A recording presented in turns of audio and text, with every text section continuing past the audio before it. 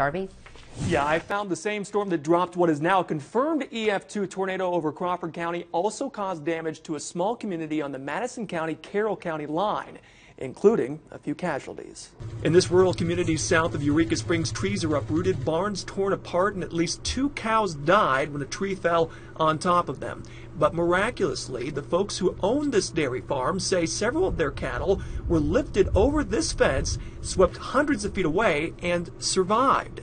But the question remains, was this damage actually caused by a tornado? And to answer that question, we have to look at this storm from several different angles. First off, the same storm that did the damage here also did drop what is now a confirmed tornado in Crawford County. So we know this storm had some circulation with it. Then you could look at the physical evidence. You've got this sheet metal right here, and the sheet metal strewn across this hill came from, due to the west, a barn further up the hill.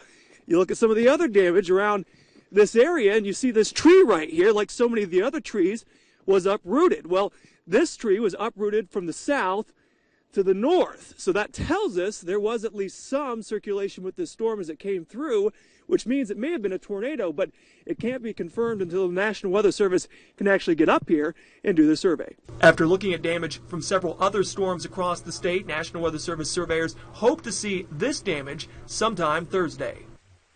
The folks who live on that dairy farm didn't want to go on camera, but they did say power is back on in the house with just limited roof damage. Had the tree next to their house been blown to the east, it could have been a whole lot worse.